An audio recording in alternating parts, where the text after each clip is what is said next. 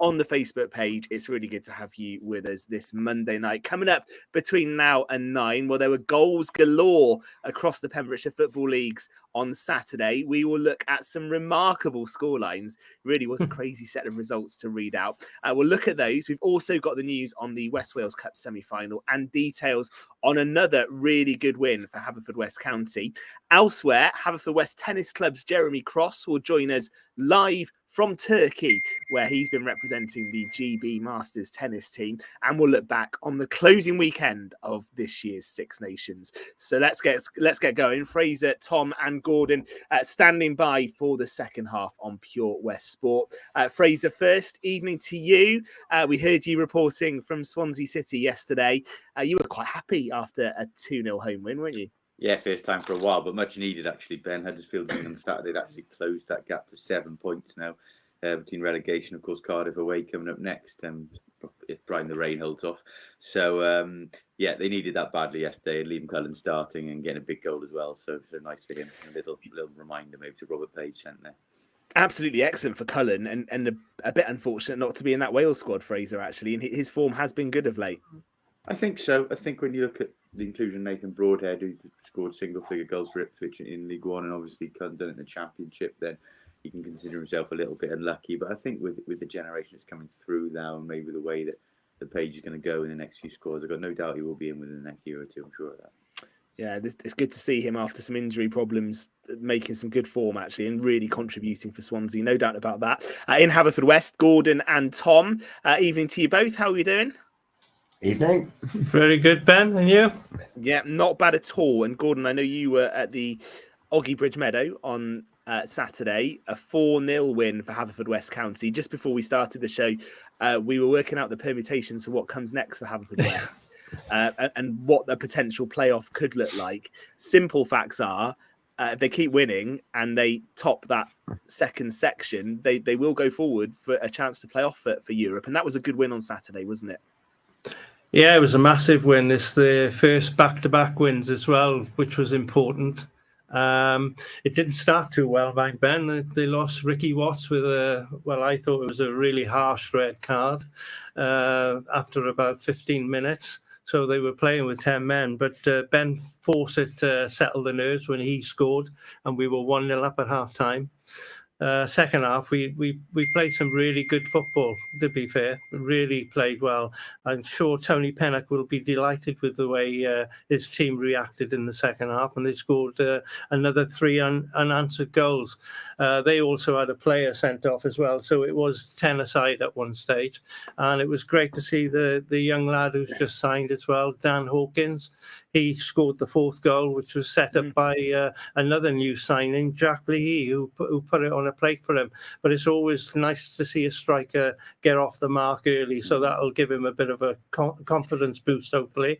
But it's a big game this coming Saturday, and they're playing Carnarvon, who are 4 points behind them. If the Bluebirds can get another win on Saturday, we can't get ahead of yourselves, but they'll be looking to win at home. It could give them a bit of daylight going into the last few games of the season. We'll talk about the recruitment in just a second. I'd be interested in some of Fraser's thoughts on that. But just sticking with the game, Gordon, on Saturday, really notable that obviously Ricky Watts was sent off on the half-an-hour mark. So Haverfordwest actually had to play for an hour with 10 men, didn't they? I know at Airbus, as you say, also went down to 10 men, but that was with about 15 minutes to go. So that was a serious win, I thought, from the Bluebirds on Saturday.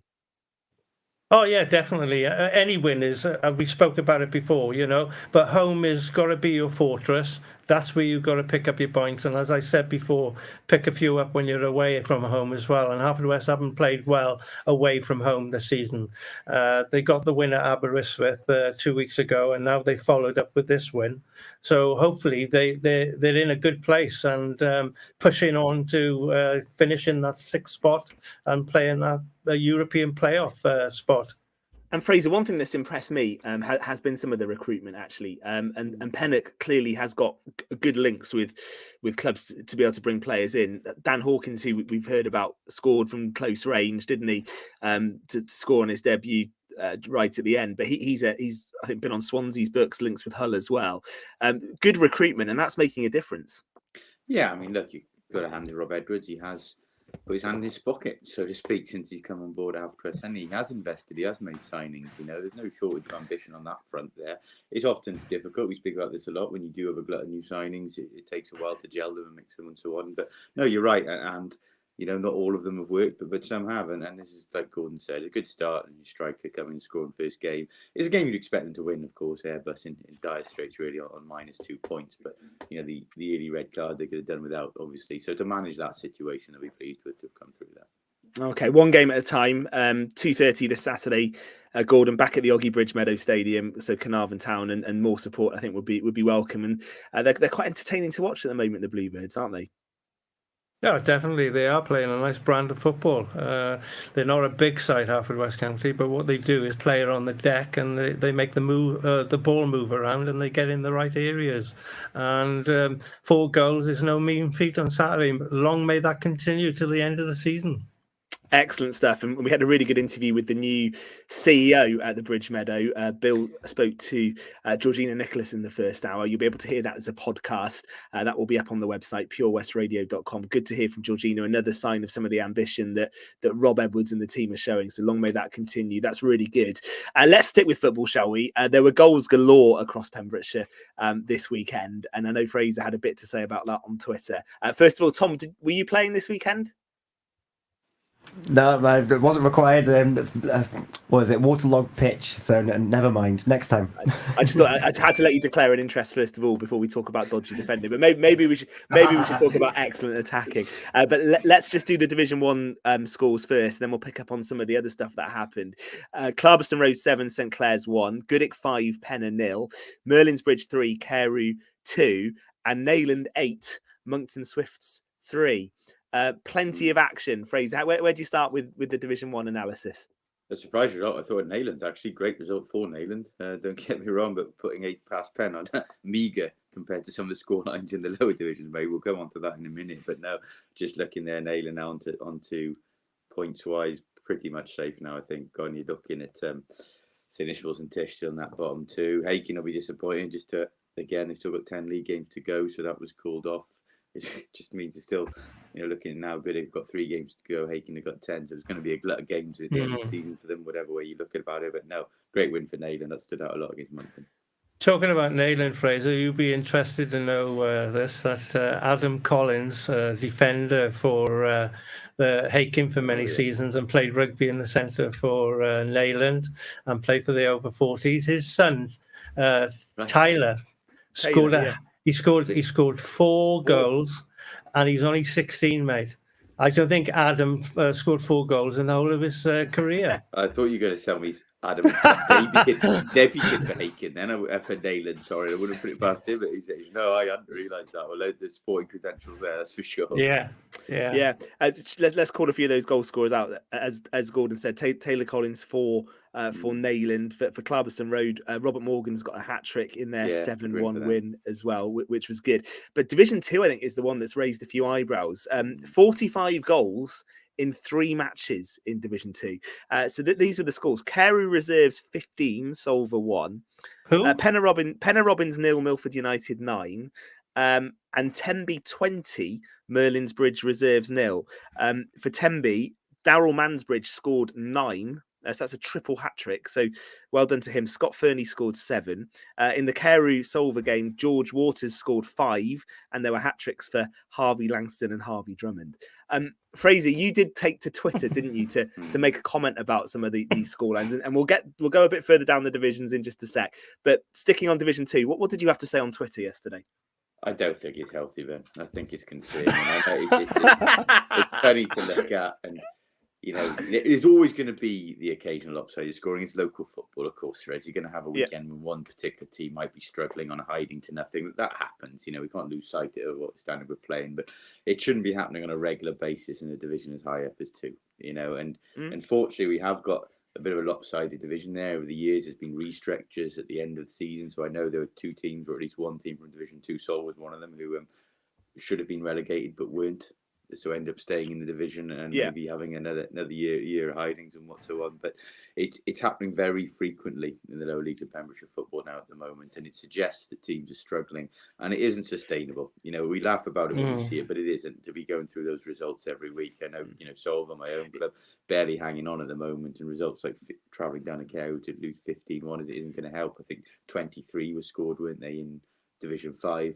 Now, we praised Narberth a lot last year for taking hidings week after week and keeping going, but they're in general being an exception to the rule. Other clubs who've gone that way have tended to fold, and I wouldn't be surprised you see more of it now, because that's just not sustainable. But Fraser, you're not addressing the problem. They folded and teams have come back. With first division players playing in there, that yourself. Yes, but they've come. I mean, I'm happy to praise the ones who kept going last year. I think the ones who have come back now. It suited them, haven't they? At the standard where suddenly they can excel again and take up the table in Division 2. So let's not hail them as homecoming heroes too much, they're called. But no, you're right. But how we address the problem? I don't know. It's a difficult one, isn't it? There is a divide, and how do you address it? I mean, they had reserve divisions 10 years ago. Yeah, and Stephen Price has said down that. They've been down that road and done it, and it goes for another 10-year period where you get the same problem again, and they revert back to the 1, 2, 3, 4, 5. It's a difficult thing. It's just what do you do? You might be more aware of this, Gord. Funny enough, Scott.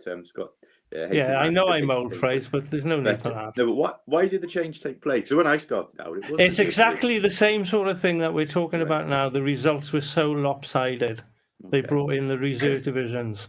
So you'd be Gordon. Hang on, just to be clear, then. So what you'd be saying was you'd have a structure where you had all first teams in a pyramid. They took up the first 3 divisions. Yeah. Then they took up the first 3 divisions, and then they had a reserve Division 1 and a reserve Division 2. They were second teams in those, or a third team in those 2 divisions. But after a period of time, the same thing was happening, where teams were getting hidings against the stronger teams. It's a difficult one to sort of make it even, so to speak. It is difficult, because let's be honest, let's talk about teams then. Hakin are so strong. Their second team could hold their own in the first division now. There's not a problem. Tenby are potentially another one in Division 2 are strong enough to be in Division 1. So, the teams that play the teams that play against those sort of sides, they're always going to struggle against them. There's no easy answer to it.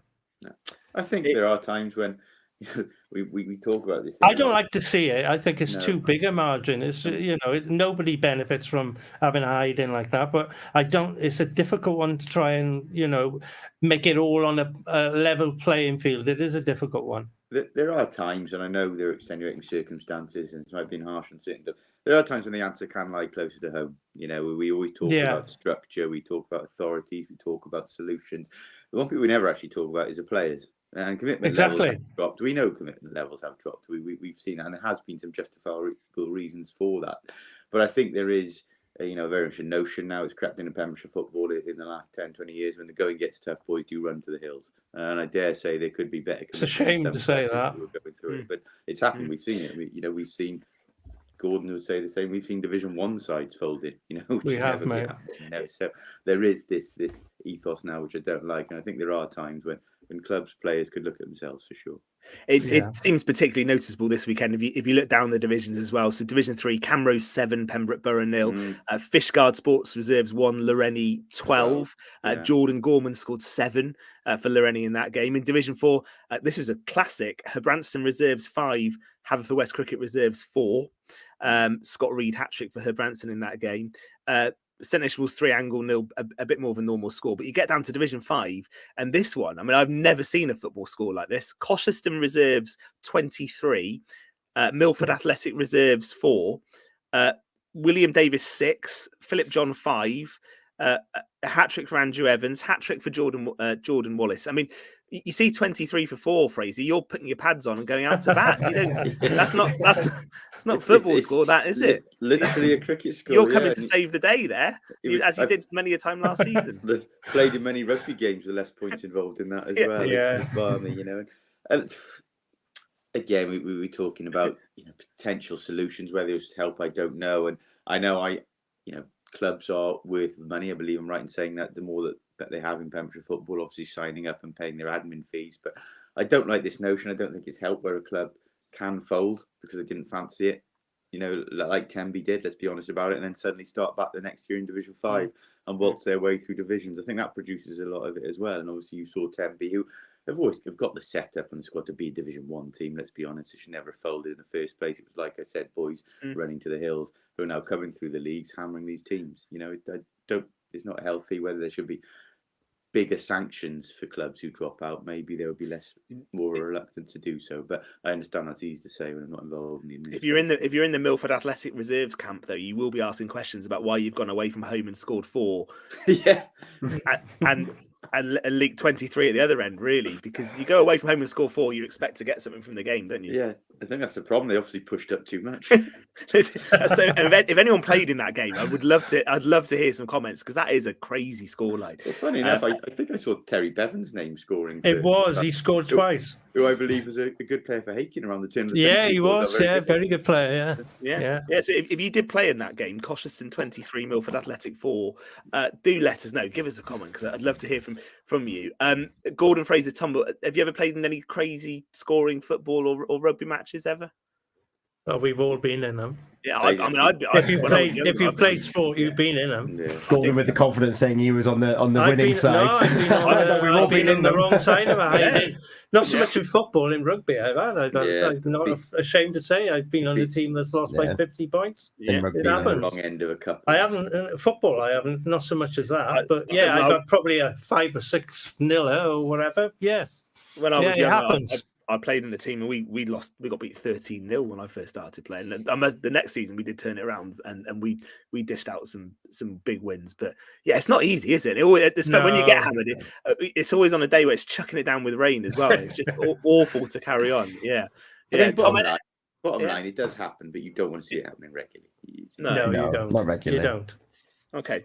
All right. But we'll have some of that. So anyone wants to let us know biggest defeats you've ever been involved in or biggest And if wins? anybody got if they got a solution to what should be done, that'd be nice to hear. Yeah. And is 9 goals in a game in Pembrokeshire, that must be some kind of record, surely. That must be close. I will say for He's up there. I've never known it. No. No, I don't think that's a triple hat trick. That's incredible. Yeah, it is incredible. Yeah, we are going to have to take a moment and we'll do a bit more football before the end, because we'll have to talk about what happened at Old Trafford yesterday as well. Unbelievable scenes in that Man U Fulham game, and we'll do the Six Nations as well, which came to the conclusion this weekend. A better effort from Wales, I thought, in Paris. Ireland looking good ahead of the World Cup as well. So we'll do that before the end of the show. But next, we are going to be joined by Haverfordwest Tennis Club's Jeremy Cross, who is representing GB Masters out in Turkey, and he's going to join us live on the show next on Pure West Radio. Eaton Evans and Morris Solicitors have